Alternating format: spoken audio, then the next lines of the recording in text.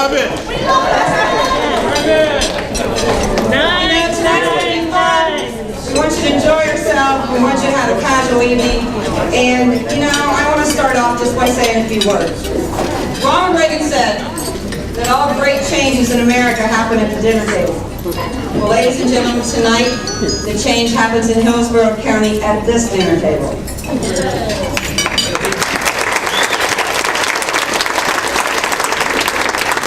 They say there's a war on women, huh? Well, you know what? That's a myth. The myth. The Republicans aren't waging a war on women. That is nothing more than a distraction by the Democrats to get away from the real issues. They're trying to distract us women, but really they're trying to distract all Americans from the real issues of the economy, our health care, our debt, a debt that this president has just made astronomical. There is not a war on women. But you know what? I believe there is a war by women. And locally it starts here tonight. Yay!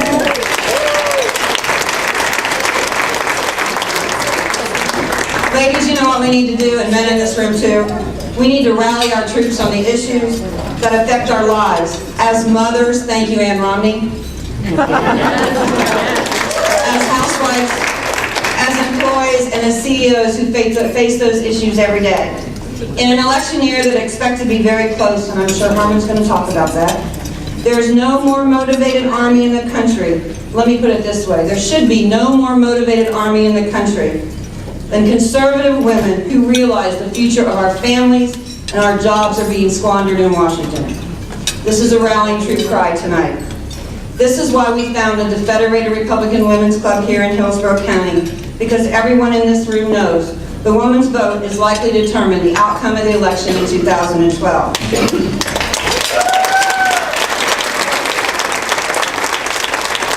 have fun tonight, drink a cocktail or milk, whichever you prefer.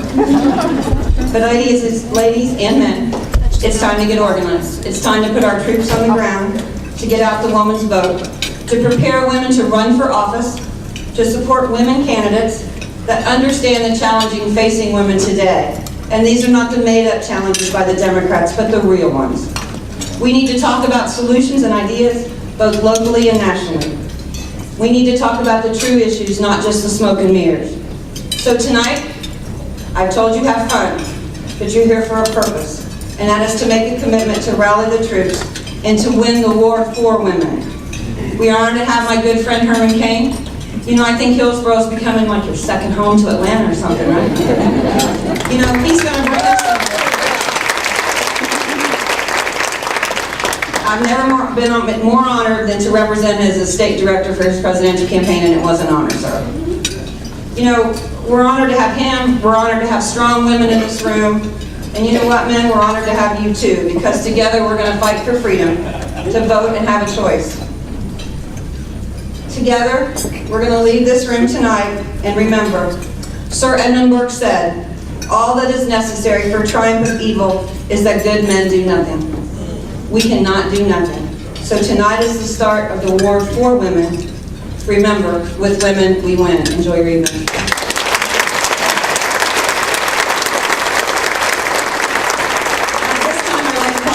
My good friend Carol Carter, who's the treasurer of our club. She is a past president of the Federation of Republican Women.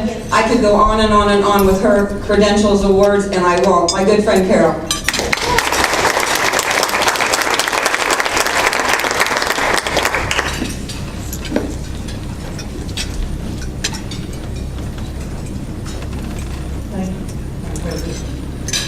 Dear Lord, we come humbly before you tonight with thankful hearts.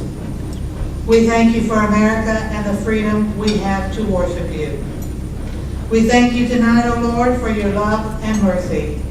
As we remember those in military service that are far from home, we ask that your hand of protection be upon them, and that your peace and comfort be with their families and the families who gave their lives for our cause. Lord, bless our leaders and give them wisdom and discernment. Let us all be reminded that you are Lord of all and that no man is above you. Let us commit ourselves to the devotion of God and family that has played such an important role in making this a great nation, and that will be needed as a source of strength if we are to remain a great people. Thank you, Lord, not only for our blessings, but for the courage and strength of our ancestors, which enabled us to enjoy the lives we have today. Let us reaffirm through prayers and actions our thankfulness for America's bounty and heritage. And Lord, we pray that you provide for those who hunger for freedom and thirst for truth. Be with America as we continue our walk with thee. Bless those in this room tonight who are leaders in our party. We know the battle has begun, but as your word says, if you are with us, who can be against us? We ask for your guiding hand in the upcoming elections. And, oh Lord, I have to again ask you to please send us another Ronald Reagan, a man of honor, a man of morals and values, and a man who will lead us through these challenging times. Bless those in this room tonight who are leaders in our party, and we ask for your guiding hand in the upcoming elections. Amen.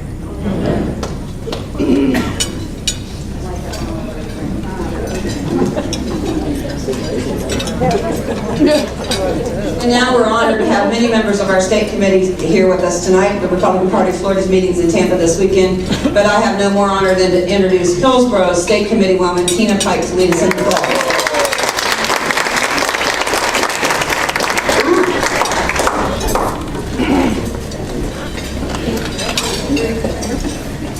Thank you, Debbie. Would you all please join me? I pledge allegiance to the flag of the United States of America and to the republic for which it stands, one nation under God, indivisible, with liberty and justice for all.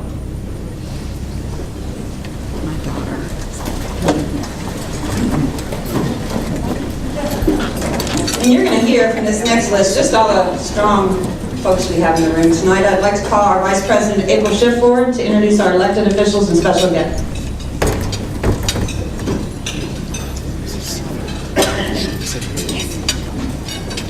Thank you, Madam President. Thank you all for coming out tonight. This is exciting. This is the second meeting of this new club of dynamic, aggressive, motivated women, and we are going to make a difference, okay? I don't need it. And it starts here. I'll go to the nation, so you guys have got a lot of work to do. And it starts with all these great people. This is a long list, okay? So how about if you stand as I call your name, but let's hold our applause to the end, otherwise we'll be here all night just introducing all these important people that are here. State Representative Jim Frisch, candidate for Florida Senate. State Representative Scott Plakin, also a candidate for re-election. Hillsborough County Commissioner Victor Christ. Commissioner Sharp in the room? Not yet. He hasn't made it yet, perhaps he'll join us. Cynthia Henderson, State Committee woman from Leon County. Tina Pike, State Committee woman from Hillsborough County. Frank Sherwin, Chairman of Collier County REC. David Biddle, State Committee man from Gilchrist County. Betty Ramey, State Committee woman from Gilchrist County. Jerry Billups, Chairman of Nassau County. Gail Cannon, State Committee woman from Columbia County. Joyce Estes, State Committee woman of Franklin County. Greg Goebel, State Committee man from Monroe County. Debbie Goodman, Chairman of Monroe County Republican Party. Susan Moore, Chairman of Escambia County. Chris Shalasky, Vice Chairman of Hillsborough County Republican Executive Committee. Deborah Cox Roush, former Vice Chairman of the Republican Party of Florida, former Chairman of the Hillsborough County Republican Party, and our current President of With Women We Win. And some extremely important people are With Women We Win board members. Robin Langford, Secretary. Michelle Hanchett, Vice President. Vicki Maddox, Secretary. Terry Castro, Secretary. And the most important part, the woman who handles the money, Carol Carter. She's also the past president of the Florida Federation of Republican Women, the past state committee woman from Hillsborough County for many years, and there's a long list, I can't go there, we'll be here all night. Kelly O'Brien, president of the Downtown Republican Club. Melissa Jackson, president of the Greater Brandon Republican Club. Kelly Klim, vice president of the Fishhawk Republican Club. Barb Yoder, general manager of Salem Communications and one of our sponsors tonight, thank you. Malcolm Out Loud, radio and television personality, significant, thank you for joining us tonight. Barbara Hasselden, organizer of Pinellas 912. Karen Jaroche, Tampa Bay Field Director of Americans for Prosperity. Patricia McClure, chairman of the Tampa Tea Party and a candidate for county commission. More women need to run for office. Keep doing it. Hey, we'll take the good guys too, but we need more women to run for office, okay? Amen. I'm not going to tell you why, because then we'll have to do it. Women are smarter and better in office. More women need to run for office. Yeah, that's a problem. More Republican women need to run for office. Okay, let's go.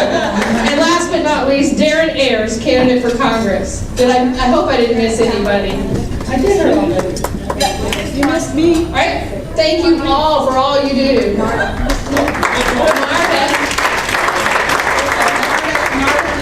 Candidate, state committee woman from Pinellas County. State Committee Woman candidate in Pinellas County, thank you for doing that. Terry Gaffney, co-chair of the Republican National Lawyers Association in the state of Florida. Anybody else? I know that. Stand up. I don't, so tell us who you are. President of Freedom Republican Club of Pasco County. Thank you for joining us.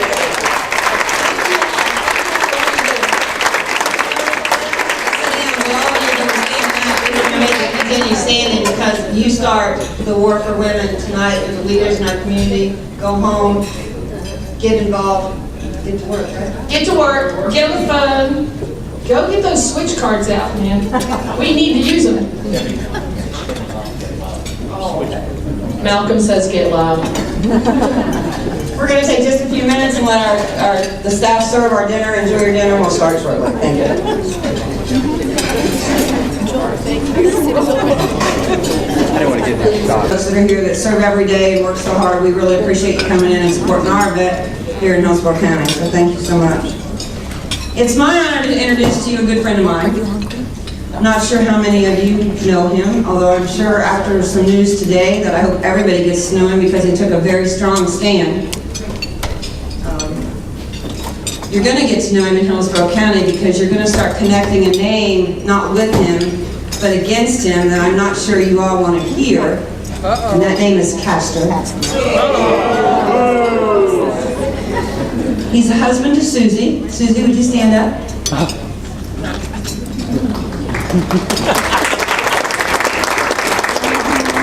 The father of 6. He's a small business owner, the CEO of a nationwide publishing company. He employs 50 people in Volusia County, Lake County, and Maricopa County. He was elected to the House in 2008 and re-elected in 2010. He's had many awards and recognitions, too many for me to tell you tonight, but he was Legislator of the Year for Americans for Prosperity. He's a member of Jeb Bush's Foundation for Florida's Future. He was given Legislator of the Year by the Children's Home Society of Florida, Legislator of the Year by the Pregnancy Care Network, Legislator of the Year by the Ovarian Cancer Alliance of Florida. Do I need to go on? And there's more and more and more. But more importantly, my friend that I'm getting ready to introduce to you is because of what he stands for. He is the only House member to have 2 constitutional amendments pass both the House and the Senate in a single session in the last 15 years.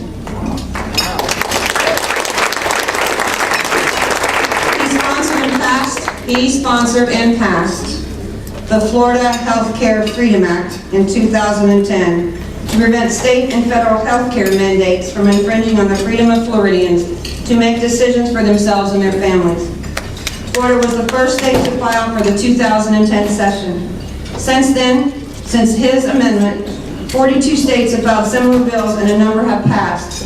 It passed in the 2010 session, but the Florida Supreme Court removed it from the ballot.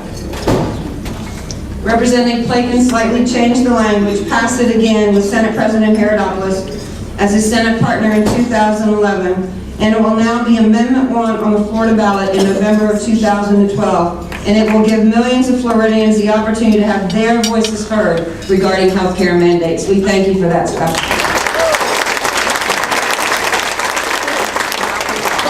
He also sponsored and passed the Florida Religious Freedom Amendment.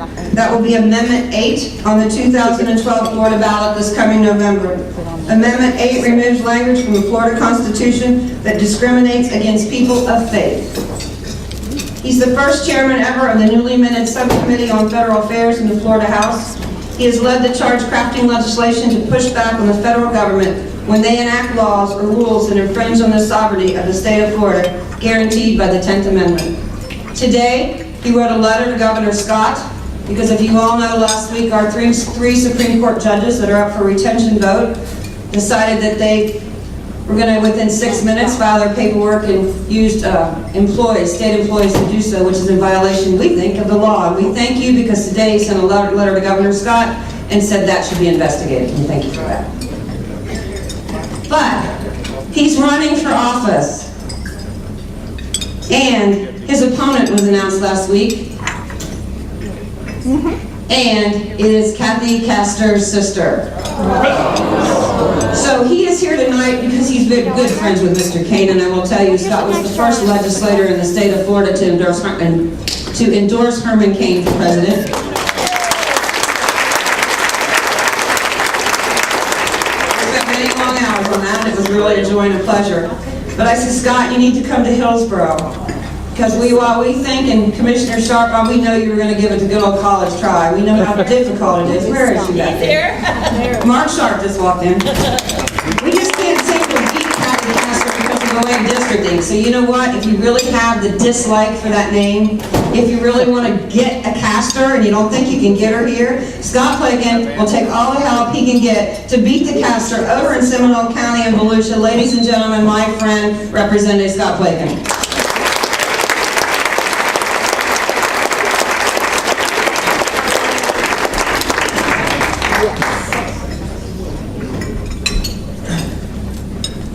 Thank you, Debbie. Thank you for that warm welcome. And I do appreciate, since my opponent announced the outpouring of support I've gotten, and well wishes from here in Hillsborough County and this coast. I don't really know the family. I'm giving you know quite a bit about them, I guess, in this upcoming election. But it is truly going to be in a slightly Dem district, a conservative legislator versus a very liberal family, this race. And elections are about ideas. As Republicans promoting good ideas and putting down bad ones. And this race will be a great opportunity. We're energized about it, about the ability to do both of those. But that's not why I'm here really tonight, and I appreciate those very kind words. It is really an honor to be here tonight with Herman Cain, who really has energized this state and the country with his positive leadership. And I'm going to just share for a few minutes about his life and then introduce him. He grew up in Atlanta, Georgia, with parents that loved him, but that was about all they had. His father was a janitor, a barber, a chauffeur, and his mother was a domestic worker. But they taught Herman that hard work was the key to achieving their American dreams. They actually had two of them. They were fairly simple dreams. First, they wanted to own a home. And second, they wanted their children to go to college, to graduate from college. And this is during segregation in the deep South. These were lofty goals, believe it or not, at the time. But they believed that if they kept their faith in God, their belief in themselves, and the faith in the greatest country on earth, America, that these could come true. Dream number one was realized when they bought a brick house, I guess on Albert Street in Atlanta, after I think your dad surprised your mother with a home, if I read correctly. And that was dream one. Dream two was realized when Herman graduated from Morehouse with a degree in math in 1967, and his brother later on graduated from college. So 2 for 2 on the American dream with the Cain family. He then got his master's degree from Purdue in computer science, and he did this while working full-time for the Navy. He actually, and we heard during the campaign, Mr. Cain is a rocket scientist. But despite having these kind of talents, he felt himself drawn towards business. So he came back to Atlanta, began working as a computer systems analyst with Coca-Cola, and he quickly moved up the ladder there and went over to Pillsbury. And shortly thereafter, he became vice president at Pillsbury. Had a comfortable office on the 31st floor, probably a really nice layout, I imagine. Beautiful building. And but for those of you that know him and watch him, he's a guy that always needs a challenge. So he became a regional vice president of Burger King. And when you say start from the ground up again, he started from the ground up. He went into the stores, cooked burgers, dodged grease fires, went to the counter, served customers. Can you imagine being a high executive and going and starting again like that? I respect that so much. But he took this Burger King unit, 450 restaurants, from one of the worst that they had into one of the top performers in the company. So then he took on what is really his biggest business challenge. They said, well, this guy can make things happen, so they made him CEO of Godfather's Pizza, which was on the edge of bankruptcy at the time. In 14 months, he not only brought them back to profitability, he actually led a management team and bought the company out, became an owner of Godfather's. And you could tell during the presidential campaign, he's always been a person that works hard and will do whatever it takes to succeed with hard work. I even remember one point, sometimes you have to, I'm a CEO of a company, sometimes you have to do what you have to do. Saying, imagine there's no pizza. It's on YouTube, it went viral on YouTube. But hey, that type of positive leadership and making people laugh is what he's been known for. But this type of success at an early age really caught the attention of a lot of the industry peers, and he became president of the National Restaurant Association. Under his leadership, they grew and began lobbying for the interest of restaurateurs and entrepreneurs and business owners around America. And then in a serendipitous kind of way, he burst onto the national scene in politics when he challenged President Clinton on national TV on Hillary Care. And I got to tell you, I saw that debate. It was painful to watch the President of the United States flounder around when he met his match with Herman Cain.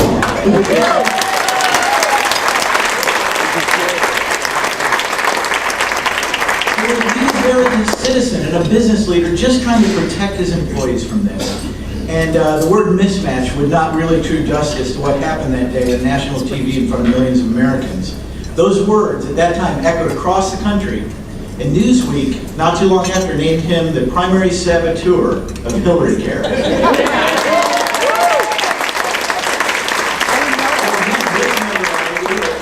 He started working with business leaders across all sectors of the American economy, which now, for a new challenge, he's chairman of the Federal Reserve of the Bank of Kansas City, and helping to really influence the monetary policy of the nation. And then up for another challenge in 2004, ran for United States Senate, finished a strong second. Then he needed another mountain to climb, so he tried radio. Became the Herman Cain show in Atlanta, and he's doing radio still today. But not long after that, he was thrown a curveball that very few people will see when he was diagnosed with stage 4 cancer. I think he was given a 2/3 chance at death, but he saw it as a 1/3 chance at life. I believe in hearing that story, what happened with him would have killed most people that went through that. But his faith in God and the prayers of those around him, with the always sunny and optimistic outlook, saw him through this. And I believe he is a living, breathing testimony of God's grace and God's mercy towards us as he walks and he's here with us today.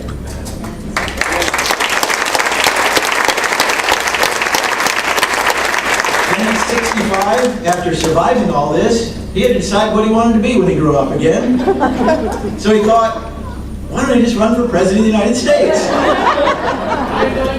He's always wanted to make a difference if you look through his career, and I guess his thinking, this seemed like a darn good way to do it. I remember Susie one day, we were at home watching television, and she's captivated by the TV. This is early in the campaign. I said, what are you watching, honey? And it was your kickoff speech. And there was 15,000 people in attendance, and I stood and watched, and I knew that there was something special happening there. Fast forward to September at P5, we remember that so many of us remember so well. You know, that day, you know, some would say a star was born. I don't think a star was born. I think a star was just finally recognized on that day. A true leader of America. But what also happened there, a message was delivered to all of the candidates, including who is going to be, it looks like our nominee, Governor Romney, that the people's voice is louder than anything else. And I think that they all got it loud and clear that day. The world is better that you have ran, sir. The race is better, and I think you'll have a better outcome that you did that. Now, today is the CEO of Cain Solution Revolution. He's active and one of the true conservative leaders in America. And he said many times, if you listen to his speeches, what really motivates him to keep doing this is to care for what he cares about most is his family. Now his children are married and have their own children. He knew that with the gifts and talents that God has given him, that he has an extraordinary opportunity to change and make it better for them, to leave this place better than we found it. And he is doing that today. So that's where his true passion comes from, is thinking out for not only his kids and grandchildren, but our kids and grandchildren. So it's now my privilege to introduce to you a hero to so many people around the United States today, a true American patriot, Herman Cain.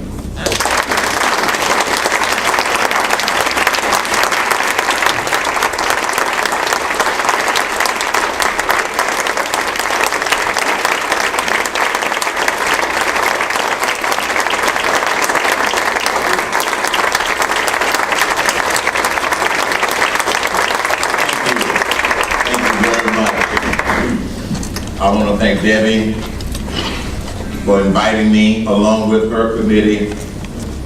It does feel like home here. Debbie shocked Hillsborough County when she asked me to speak at a Lincoln Day dinner. And people left saying, who the hell is that? And Scott, a great friend, he was the first elected representative in the state of Florida to officially endorse me during my presidential candidacy. And for that, Scott, Suzanne, for bringing me to his attention when you were watching me on TV that day, thank you very much. But I do feel like this is home. I feel like this is home because I know so many of you. I've been here many times, and I look forward to being here a lot. And yes, I will be here in August during the convention.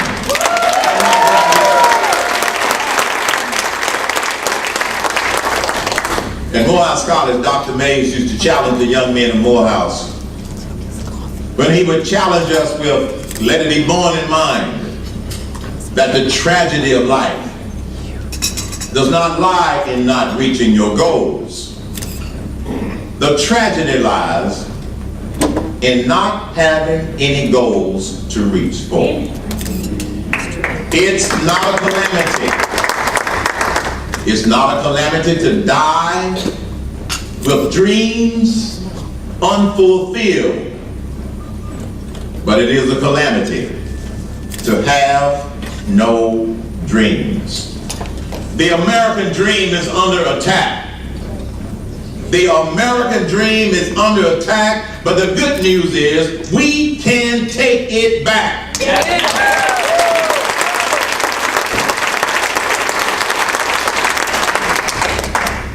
We not only have to win with women, we got to win with men, we got to win with the youth, we got to win with the independents, and we got to win with the disillusioned Democrats, because some of them have voters' remorse, and we've got to win with them with the right message. And I believe that we can. The dream is under attack. And like Scott said, I could have gone away quietly into cruise control.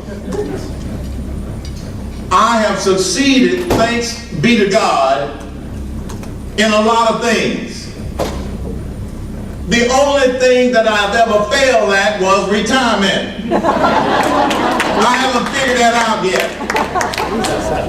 Because I feel passionate about this country.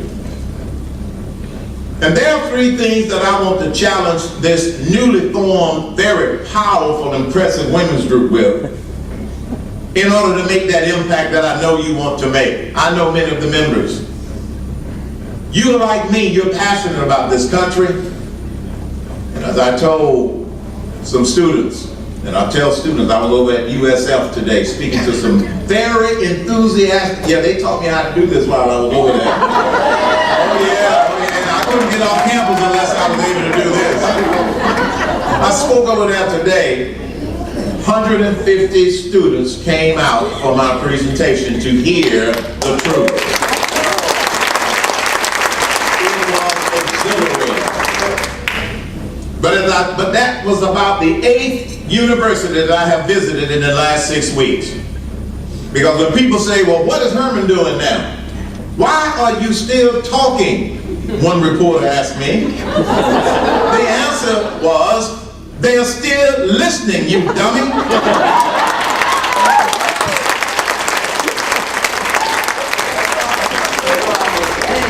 Because what a lot of people did not realize about Herman Cain, Scott realized this, and a lot of others, Debbie realized this, that just because I'm no longer seeking the position of president, I'm still on a mission to maintain control of the U.S. House, to get control of the United States Senate, and to defeat Barack Obama.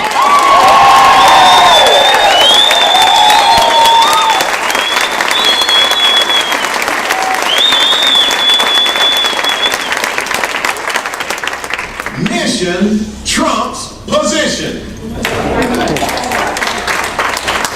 Scott is not doing what he's doing because of the position. He's doing it because of the mission. All of these candidates in here that are making the sacrifice to even run for political office, not about the position. They can make a lot more money doing something other than being in elective office. They are committed to a mission much greater than the position. And so are the women in this room and the women in this organization. You are committed to a mission, not a position. And that's what I'm doing, and that's why I'm still here being a voice that can sometimes get through some of these sources that we can't get through to. Somebody asked me once, when you wake up in the morning, what do you think about as you start your day? First thing I do is I pray every morning. And I ask God for strength and guidance in what He wants me to do. And the second thing that I do every morning that I get up, what is the best way for me to irritate liberals today?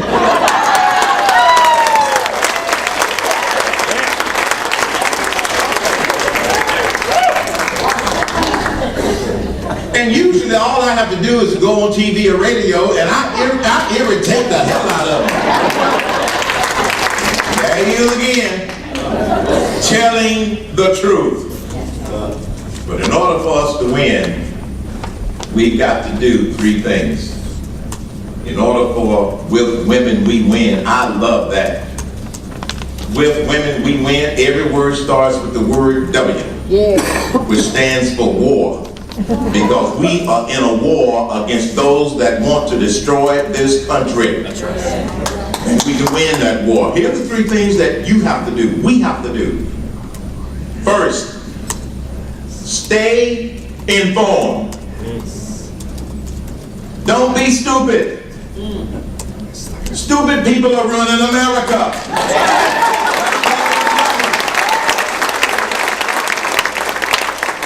Stay informed. Know the facts. Fact. Unemployment rate is not 8.2% or 8.3%. It is over 11%. You want to know why? They changed the formula. Remember, I was a math major in school. I caught that. They changed the formula and they stopped counting people that had been out of the workforce for 6 months or more. They're still unemployed, they still need to count them. People need to know that. Mainstream media is not going to tell you that. Those unemployment figures are absolutely bogus. Over 14 million people are unemployed. Know the facts. You got to stay informed. Secondly, we're not in a recovery. Ask the people that can't find a job. A lady was telling me that she's got a son that's graduating with a degree in microbiology. Can't find a job. Those college students that I talked to today, that I've been talking to for the last couple of months, their biggest concern is not paying off their college loan. Their biggest concern is finding a job because of this stagnant economy. I'm not mad at y'all, I just get passionate about this.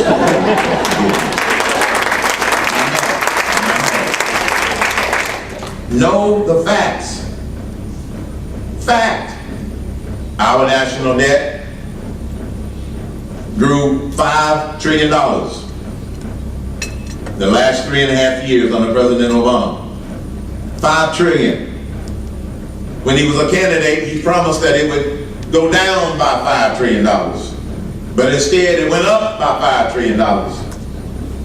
I did a commentary earlier this week called, "Do you know what $15 trillion look like?" Most people don't.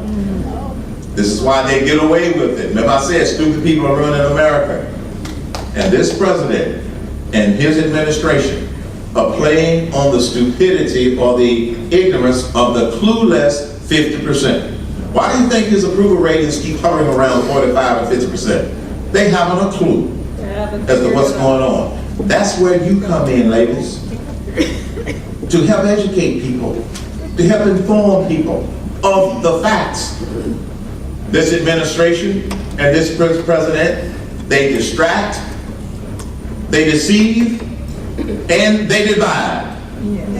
Rather than focus on the failed policies and the failed records and the failed programs of this administration. That's going to be your biggest challenge. It was Thomas Jefferson who said, when people have the right information, they will make the right decisions. You have to help people get the right information by staying informed. That's one of the ways and one of the things that we have to do, that we all have to do. Stay informed. $15 trillion. Now the mainstream media is trying to say, well, people don't care about that. Yes, they do. Let me give you some, allow me to break it down for you a little bit. $15 trillion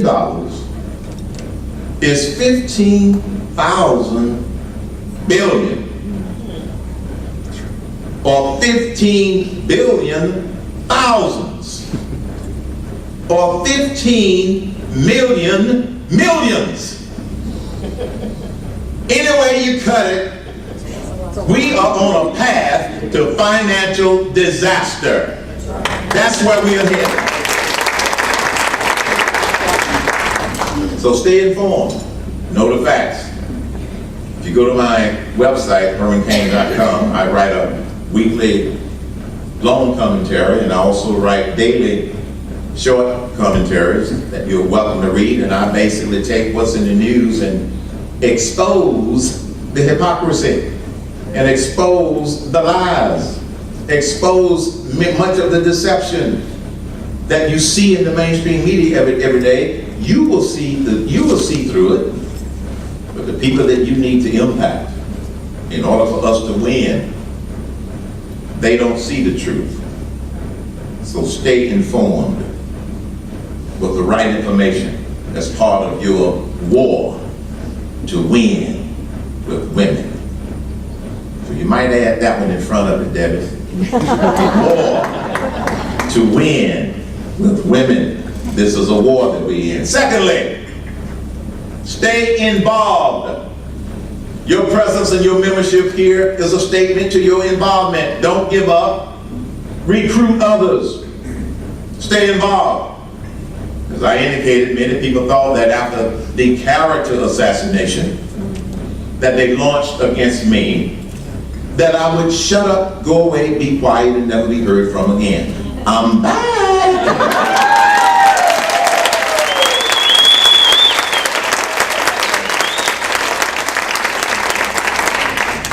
I will not be denied the mission that I'm on. And because I have so many supporters and wonderful, devoted supporters in this room, I want to take time to clarify something that may not have gotten communicated the right way through the mainstream media. Why did I drop out of the race? I chose to put family first.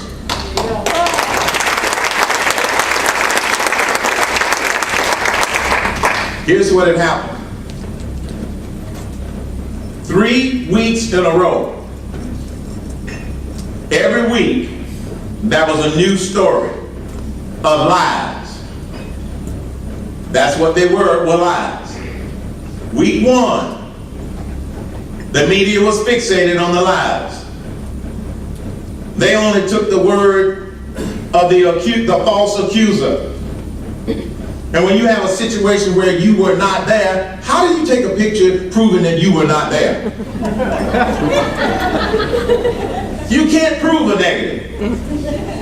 Then week 2, another set. That was all the media focused on. I was in Washington, D.C. during that second week. You talk about the paparazzi. These people got vicious. Vicious, asking over and over and over, no matter how much I said that there's no truth to it. I didn't see them following around the accusers.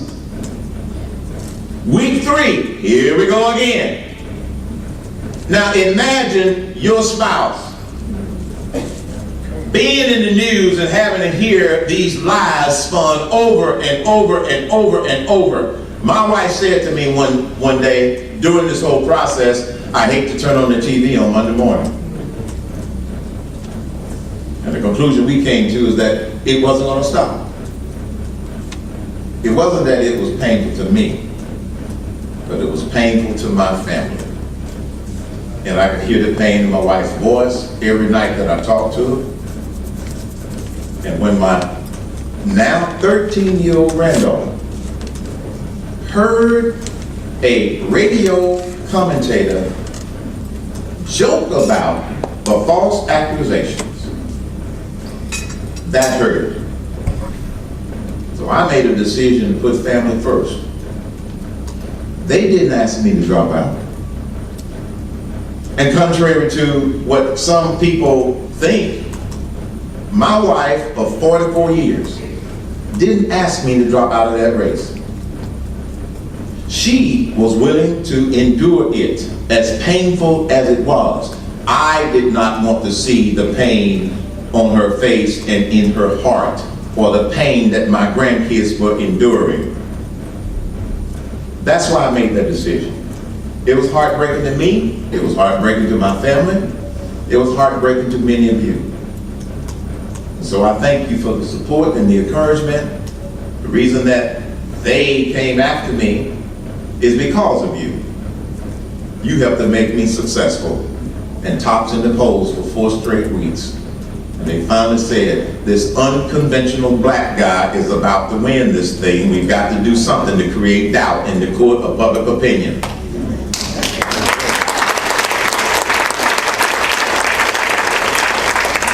But as you see, I decided to stay involved. Stay involved. I'm still here. Because the mission trumps the position.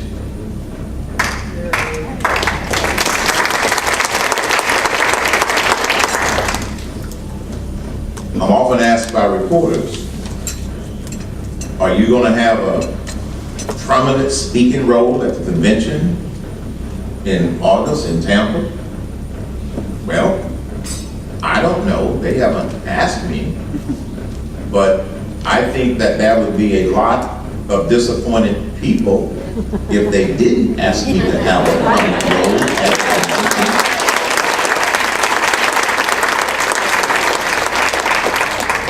I don't think they want thousands and thousands of people protesting, asking where's Herman. But I will be here at the convention. I'm looking forward to it. And why?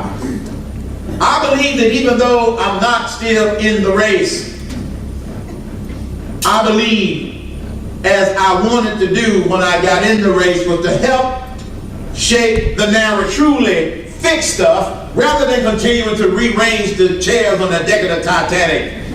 That's why I put forward some of the crises we face. We face an economic crisis. This economy is our biggest domestic problem, and rather than put a solution, an idea on the table that's not going to fix it, I was the first one to put a bold solution on the table called 999, and it is still alive.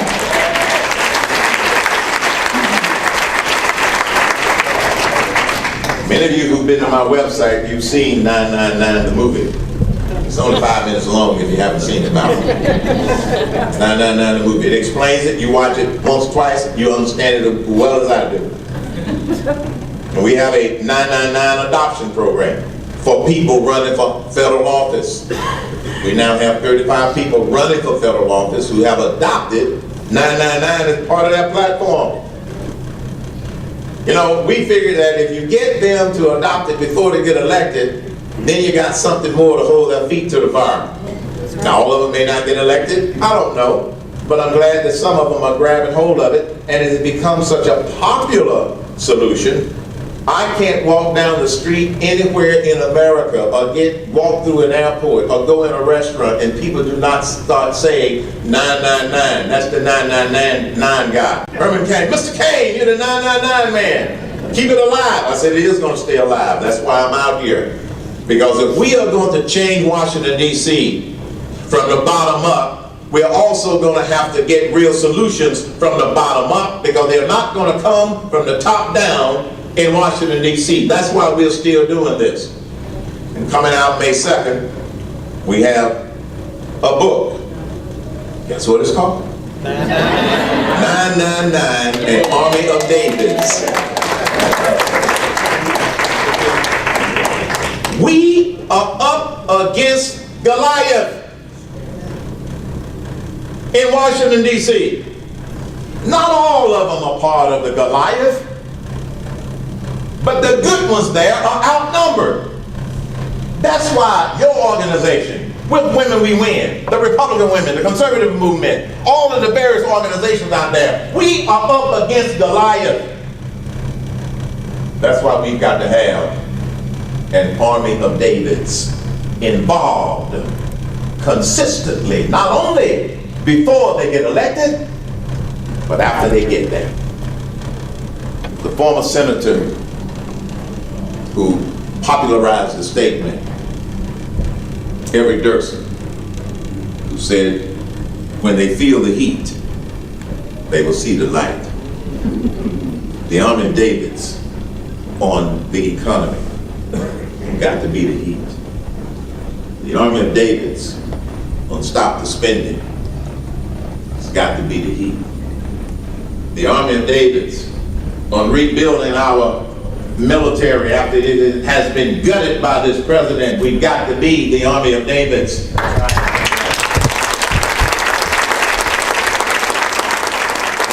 All of the other crises we face, we have got to be the Army of Davids through all of our respective organizations in order to hold their feet to the fire. I met with Governor Romney on Tuesday. I met with 40 Tea Party activists from around the country a week ago Tuesday. The Tea Party activists and the citizens movement in this country, they expressed their frustration of not being enthusiastic about Governor Romney. And they expressed that frustration, some of them with tears in their eyes, because their favorite candidate was no longer in the race. My favorite candidate is no longer in the race. Me.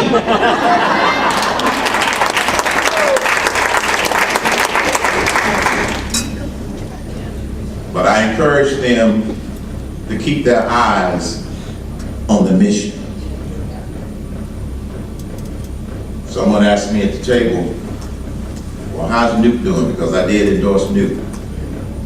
And I pointed out, you don't know how difficult it is to get over being attacked and beat up with negative advertising. It's taken him a little longer than some of us others that were in the race.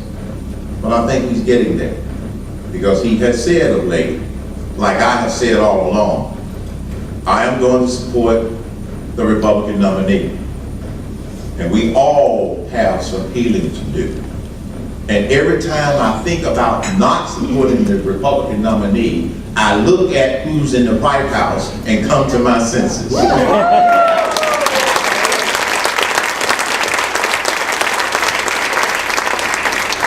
So not to be flippant about it, get over it. Keep our eyes on the mission, because I believe in my heart of hearts that if we get 4 more years of Barack Obama, the United States of America will be financially decimated, the Constitution will be trampled all over, and this nation will not be anything like the nation that we grew up in, and we will leave our children and our grandchildren a mess that it might take decades to repair.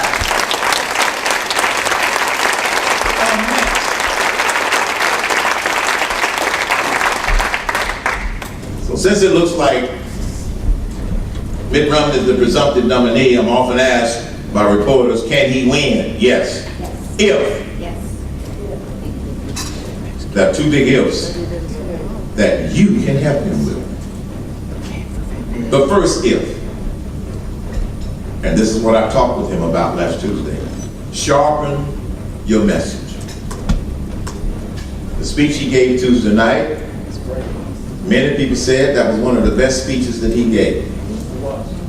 You see, there's not a lot of degrees of difference between where he fundamentally believes about we need to boost the economy and create jobs. It's just a matter of how.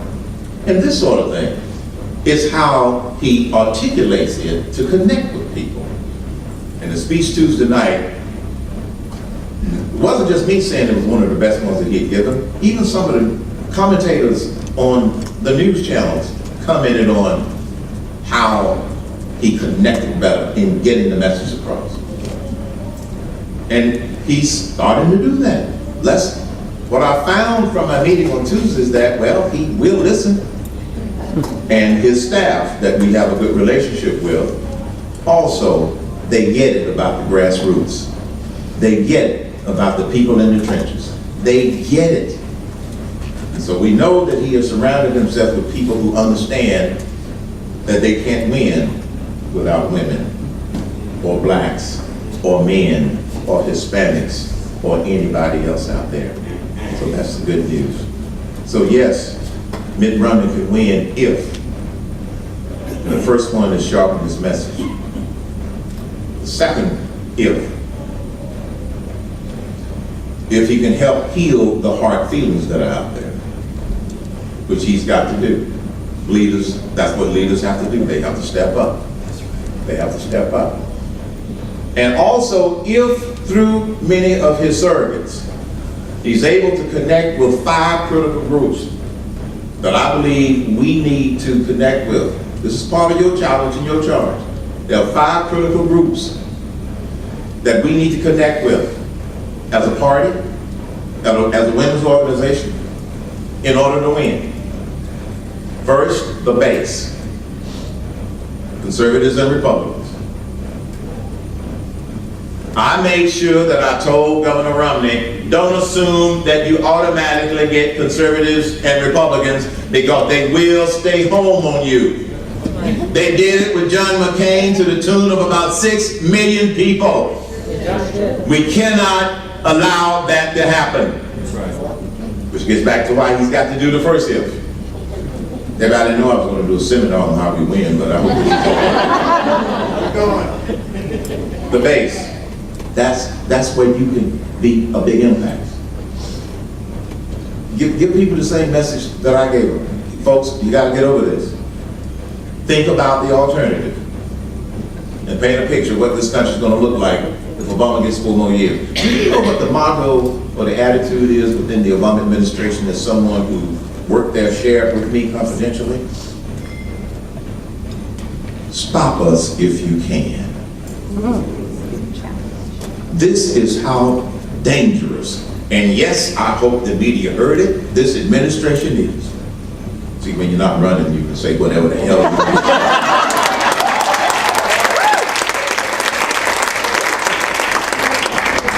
An administration with an attitude, stop us if you can.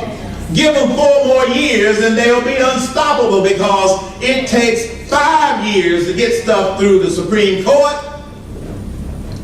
The good news is they accelerated this whole thing relative to Obamacare. And when Scott was talking about I fought Hillary Care, and then when Obamacare came back, I'm going, Lord, is this why you kept me here after cancer to fight this all over again? The answer is yes. It's one of the things we got to fight. So we got to make sure that we keep the base energized and they come out and don't stay home. Second group, independence. One of the reasons I started Solutions Revolution is because independents care most about how you're going to fix stuff. What solutions are you putting on the table? That's what they want to hear. That's why I'm continuing to drive these solutions like 999, energy independence, peace through strength and clarity for our military and national security. They want to connect with solutions. Third group. So you got the base, independence, the third group, the youth vote. That's why I've been focusing on college campuses. Let me tell you a little secret about these young people. They get it. They have awakened to the hypocrisy of this administration and this president. They have awakened. And one of the things and areas that I'm focusing on behalf of the Republican Party and conservatives and winning this election is speaking on a lot of college campuses and have met with tremendous success. We got to take our conservative message to them, or we might lose them, or they might stay home. And I got good news to report. I've been to 8 colleges and universities in the last 6 months, and these young people, these sessions that have been set up by the college Republicans, they've been energized and they get it. Let me tell you what they get. Number one, they get the hypocrisy of this president and his administration. Number two, they get that Washington is broken and that they've got to be a part of fixing it. And number three, they get that the United States of America is broke and they've got to be a part of fixing it so they don't have to inherit all that debt that we got out there. They get that. So I took it upon myself as part of Solution Revolution is to be able to take our message to them. Less government, less taxes, more individual responsibility, and they get it. I've even appeared on Stephen Colbert, and what's the other guy's name? Jon Stewart. And today over at USF, several of the kids came up, saw me on Jon Stewart Monday night. That's why they came to hear me speak. We got to take the message to them. And they get it. They get it. Fourth group, people of faith. I talk to pastors. Pastors, with all due respect, people got to get out of the pews. You have every right to share information with your members. You have every right. The IRS has tried to intimidate pastors and churches, so sometimes now they won't even give people information. They have every right to do that. Stand them down. There are over 65 million Christian evangelical people of faith that are declared in this country. The bad news is only 50% of them are registered to vote. Let me give you some worse news. Only 50% of that 50% voted in the last election. People of faith get out of the pews and help save America, because there are people who are trying to take God out of our culture, and some of us are not going to let that happen.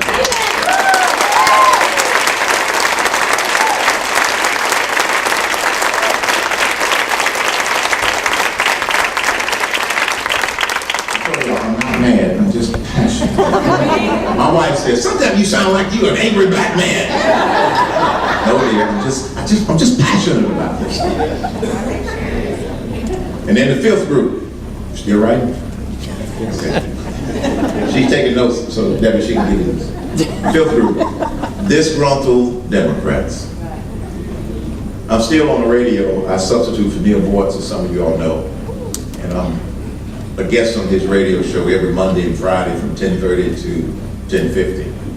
We call it a benchmark interview.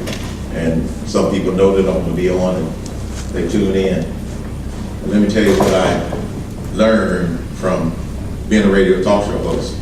And I learned this even before I ran for president. There are a lot of disgruntled Democrats out there. But we've got to do a good job of communicating our message in order to get them to come on over and vote our side.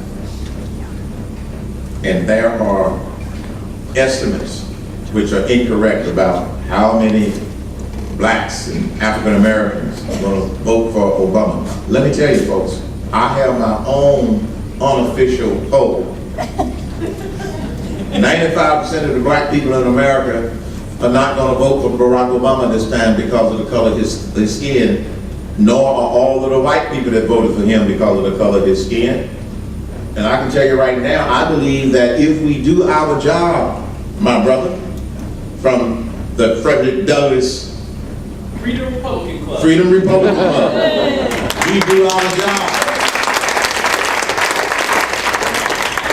I believe that we can get a minimum of 20% of the black vote, because let me tell you what a black family wants, a black parent wants, just like a white family: a growing economy, and jobs, and school choice.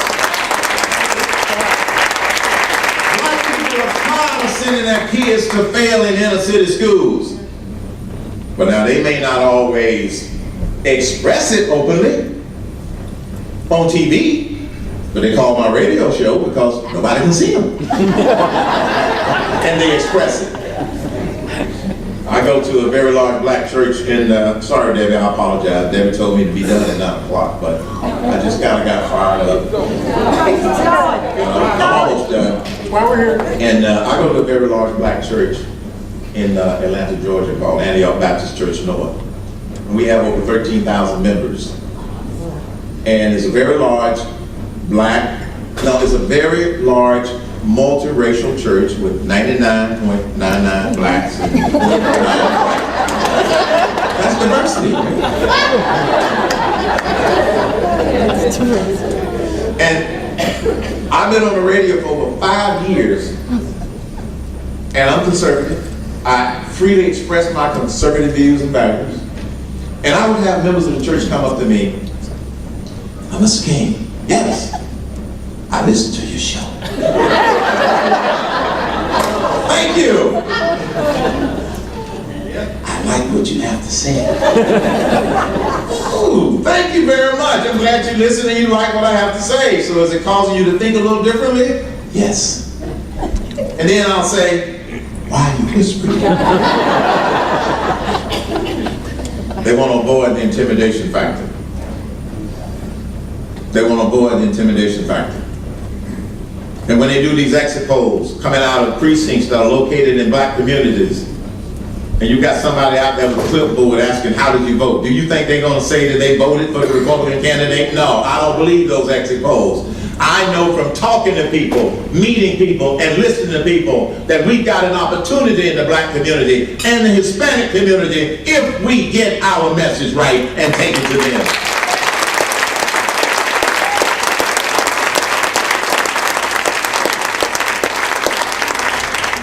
And finally, stay informed, stay involved, and stay inspired. A lot of things inspire me. I could give you 9 reasons. But I'm only going to give you 4. Selena, Preston, Jason, Ryan, my 4 grandkids.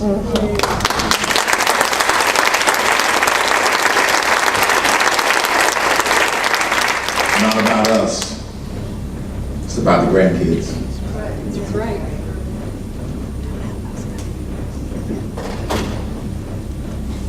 Scott mentioned that I went through the challenge of my life when I had to endure stage 4 cancer. But after a year-long treatment, double surgery, chemotherapy, God said, not yet. That 1/3 chance that I had to live, God chose to let me be in that 1/3. So I'm here, folks, on a mission. Not just politically, but in life. Because of all of the things that I have been blessed with in this country, I have achieved more American dreams than people can think of. And I felt like I had an obligation to give back. When I survived that bout with cancer, it reminded me of something that Dr. Mays, one of my heroes, also told the young men in Morehouse. Life is just a minute, only 60 seconds in it. Forced upon you, can't refuse it. Didn't seek it, didn't choose it, but it's up to you to use it. You must suffer if you lose it. Give an account if you abuse it.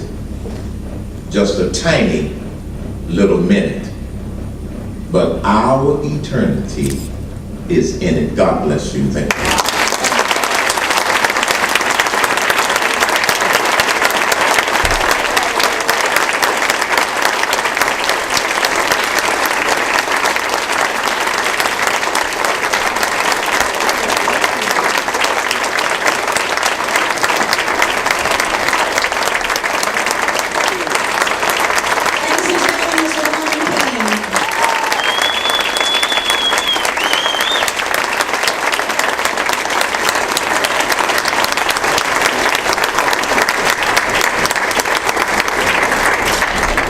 Now I have to say this. Any questions? I love it. You know, one of the biggest or the most honors of my life was serving as chairman of Hillsborough County. And I started listening to a gentleman that I had heard and had been here to speak and had lunch with him one day. And I went to Presidency 5. And I watched how he cared about people, how he did retail politics, how I reached out. And then I got that call and they offered me a job, and you know, in this economy, a job is great. But it was a proud thing to do, and it was the right thing to do. And when I resigned as chairman of Hillsborough County, it was hard. But you know what? I don't regret to this day, because you brought 2 things to us. You energized our base, and you got everybody else talking about reform, and we thank you for that.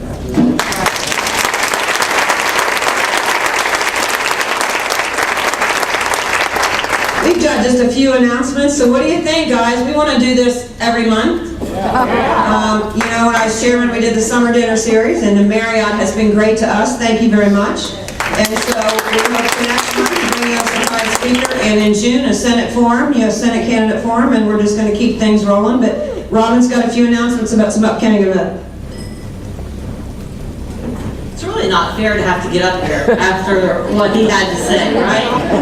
And if you're not inspired after that, I don't know what will inspire you, but I want to give you a couple things that will have options to consider. Also, Herman Cain will be speaking tomorrow night at the Hernando County Lincoln Day Dinner. If anybody's interested, they do still have a few tickets, and the chairman over there said we won't turn anybody away. So keep that in mind. And it'll be a different speech.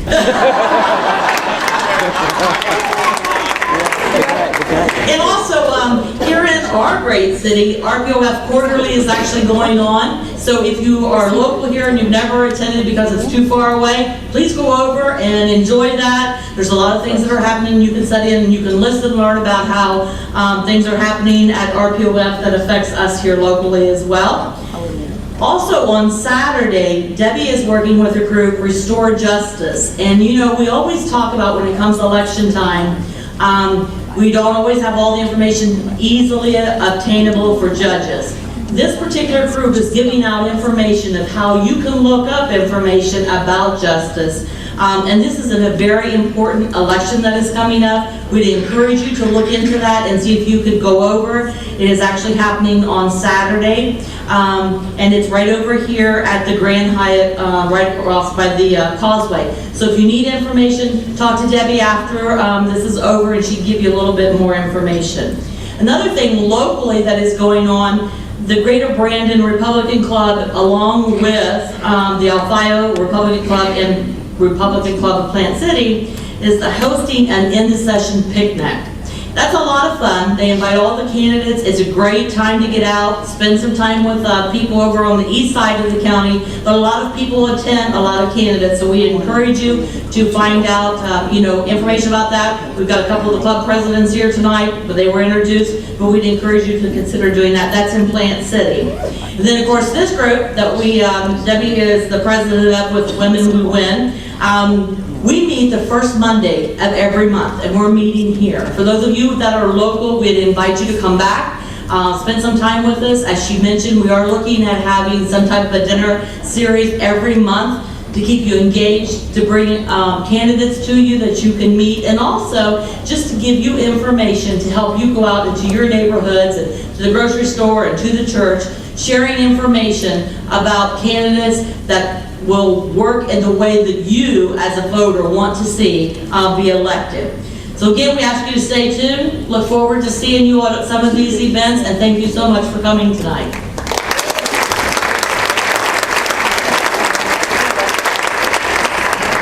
Okay, I think our first one was a success. We have about 140 people in the room, I think, 135 people in the room. We thank you all for coming.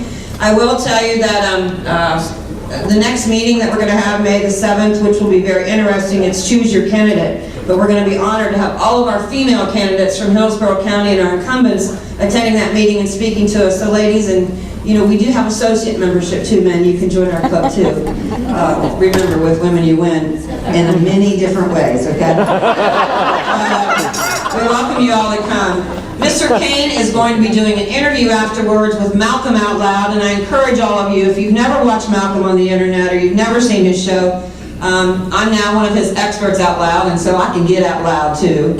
Whether I'm an expert or not, I don't think so, but anyhow. They're going to do an interview. It'll probably be very entertaining, so while they're setting that up, Mr. Cain, though, has agreed to come up front, and we try not to mob him. I've seen him mobbed in many places, remember Miami? And give you an autograph, take a picture with you, and thank you so much. Thank you so much. Remember, stay informed, get involved, and I always say, get engaged, but stay passionate. November 6th is coming, and we've got to take our country back. Thank you very much.